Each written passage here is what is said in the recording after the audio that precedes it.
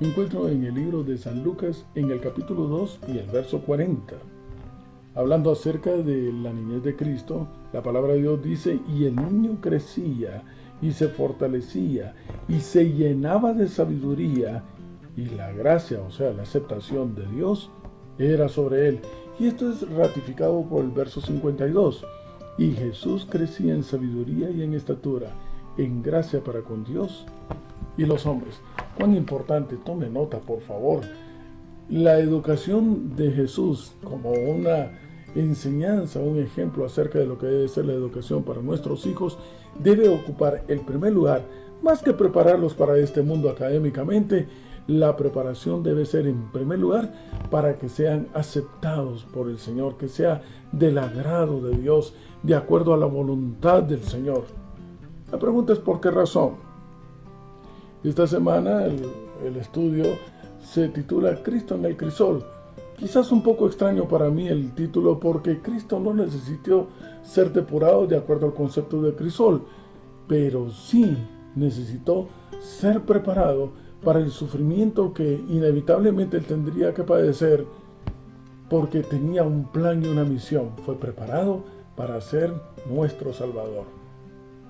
Y esto fue una carrera interesante, impresionante, porque así como María no podía delegar esta responsabilidad absolutamente a nadie, ni siquiera a los abuelos, a nadie. Era algo tan delicado que ella tenía que estar en primer lugar consciente de que era importantísimo que ella fuera dirigida directamente por Dios, llena de su espíritu, porque en sus manos estaba la dirección de aquel que iba a ser presentado como el Cordero de Dios, que quita el pecado del mundo, tu Salvador, mi Salvador. Hoy en día se utiliza el término empoderamiento para las damas. Parece que por alguna razón se ha querido hacer creer que cuando las damas, las mujeres se quedan en casa, no están haciendo algo efectivo. Pero ese no es el concepto que se maneja desde el punto de vista del cielo. Por el contrario, apreciadas amigas y hermanos, miembros de nuestra iglesia, damas queridas, ustedes que han sido llamadas a ser mujeres virtuosas, déjenme decirle, en el nombre de Dios, el empoderamiento por vocación divina ya ha llegado a ustedes cuando se dejan usar por el Espíritu Santo. ¡Qué enorme privilegio! ¡Qué extraordinaria responsabilidad tener en sus manos nada menos que la educación de aquellos que tendrán que defender la bandera ensangrentada del príncipe Manuel! De aquellos miembros de un pueblo que ha sido llamado a seguir al Cordero por donde quiera que va, y a levantarse con valentía, con el carácter del león de la tribu de Judá. Si eso no es importante, y no cabe un espacio para poder delegar esa responsabilidad absolutamente a nadie más. Son tiempos tan delicados, tan difíciles, tan solemnes, tan históricamente importantes, porque se está definiendo de una vez por todas la culminación de este conflicto entre el bien y el mal, del plan de la salvación, de que volvamos a ser llamados hijos de Dios. Así que sí, el Señor fue preparado para vivir en este mundo y ser nuestro Salvador. Nosotros debemos de ser entonces preparados también para vivir en este mundo, ser salvos y luego, dejándonos usar por el Espíritu Santo, convertirnos en ángeles de esperanza, diría nuestra emisora, en ángeles de esperanza, o en Cuba se diría en focos de luz, para iluminar y transmitir el mensaje de salvación a otros que todavía están en la oscuridad. Pareciera que la tónica del cristiano es sufrir. Bueno, y como para que no sea así, ¿acaso estamos en nuestro mundo? Entendámonos, miembros del pueblo de Dios, es que el mundo no puede ser nuestro hogar, es que no somos de esta tierra, es que vamos de regreso a casa. Claro está, las costumbres de este mundo, ¿qué se han de parecer a las nuestras? ¿Qué se han de parecer a los que hemos sido llamados a ser moradores del reino de los cielos? Aquí lo que es incorrecto les parece correcto. Aquí el sobornar, el mentir, el robar, el aprovecharse de otros, son cosas que incluso hasta se festejan como que si fuesen una grandísima habilidad, un gran derroche de inteligencia, el ser deshonesto. Pero no. Nosotros no somos de este mundo, no encajamos. Con razón el cristiano no es popular. Con razón Jesús no fue popular. Con razón Jesús. El mundo de esa época quiso mejor hacerlo a un lado, desaparecerlo. Parece que se le hacía más fácil ignorar y desaparecer a Jesús antes que cambiar y dejarse usar. Antes que morir ellos para dejar que Jesús viviera en su lugar. De igual manera, nosotros hemos sido llamados a hacer esa diferencia que denuncia al mundo su maldad y su pecado. Y con razón probablemente esa sociedad va a querer hacerte a un lado. Que si fue injusto, muchas veces tú reclamas de que hay actitudes que son injustas. Vamos, no giremos alrededor de la aceptación de este mundo. ¿Qué dice la palabra de Dios? La importancia es que primero sea aceptado por ¿quién? Que tu vida y la mía esté en concordancia con lo que Dios quiere. Jesús vino a morir por nosotros y fue injustamente, por esa razón, asesinado. Es cierto.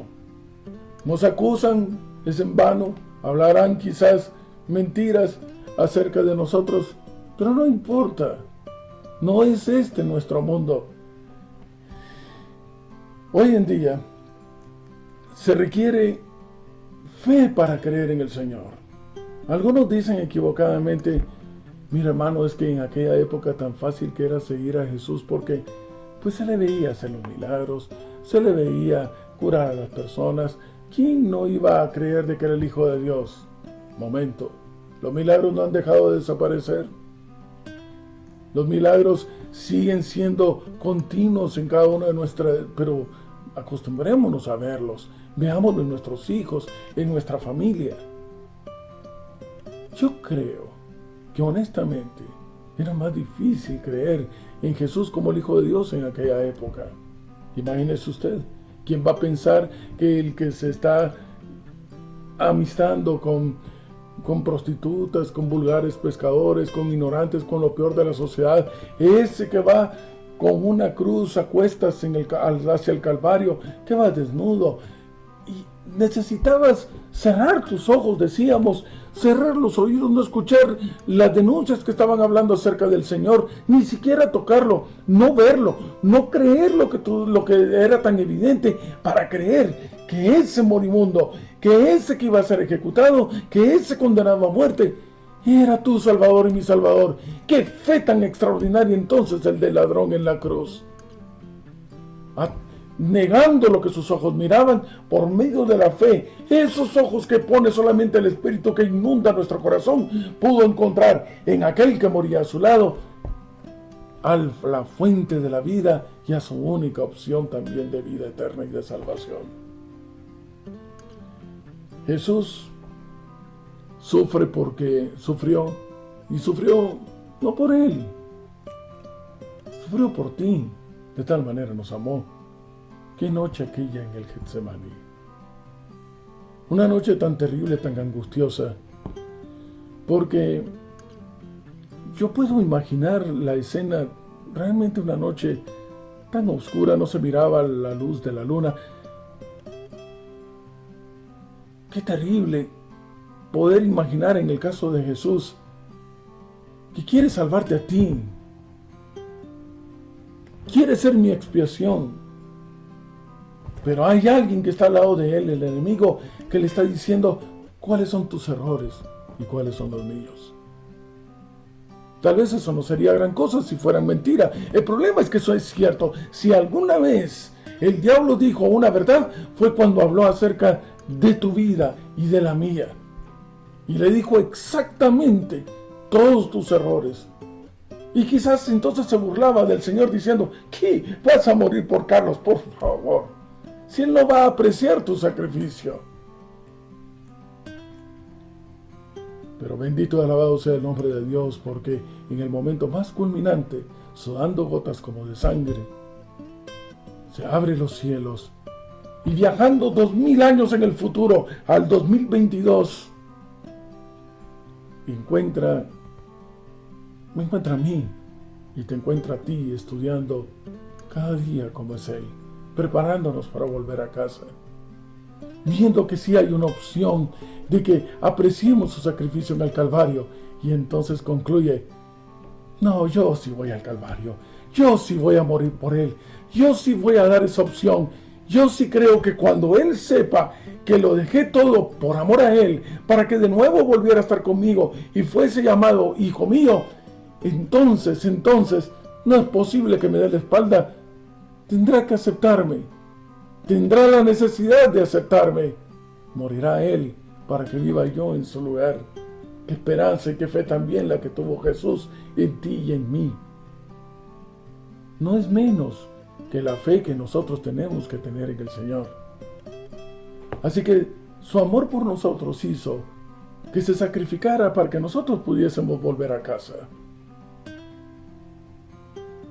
Apreciados amigos, apreciados hermanos, y aquellos que comparten este estudio, la bendita esperanza de la pronta venida de Jesús está a las puertas de cumplirse. Y le doy gracias a Dios en esta oportunidad, porque sin duda alguna este mundo no puede ser mi hogar. Por eso me siento mal, por eso sufrimos acá, pero ya pronto, muy pronto, vamos de regreso a casa, y en el nombre de Dios tendremos la sabiduría para educar a nuestros hijos, para que al igual que Jesús, crezcan en gracia y sabiduría delante de Dios. Aquí está